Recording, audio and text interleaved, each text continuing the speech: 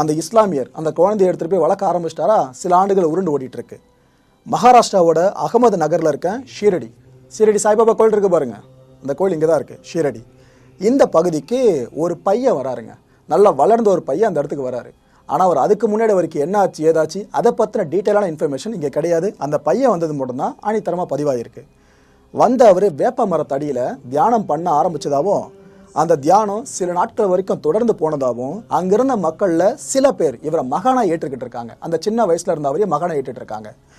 ஆன்மீக தத்துவங்கள் எல்லாத்தையும் அவங்களுக்கு, அதாவது தன்னை மகானா ஏற்றுக்கிட்ட மக்கள் இருக்காங்களா, அவங்களுக்கு ஃபுல்லாக உரைச்சிருக்காரு சாய்பாபா. சாய்பாபா மேலே சில பேர் வெறுப்புணர்வை விதைக்க ஆரம்பிச்சிருக்காங்க. அதில் இன்னும் முத்தாய்ப்பாக சொல்லணும்னா, கற்கள் எடுத்து வீசி அடிக்க ஆரம்பிச்சிருக்காங்க. எங்கேயோ இருந்து எங்கள் ஊருக்குள்ளே வந்துட்டு மக்களை மடைமாற்றம் பண்ணுறியா, எங்களோட மார்க்க நம்பிக்கைகளை நீ உடைக்க வந்திருக்கியா, அதுன்னு திட்டி தீர்த்திருக்காங்க. அதில் குறிப்பிட்டு சொல்லணும், இவரோட தோற்றம் இருக்குல்லங்க, தலையில் ஒரு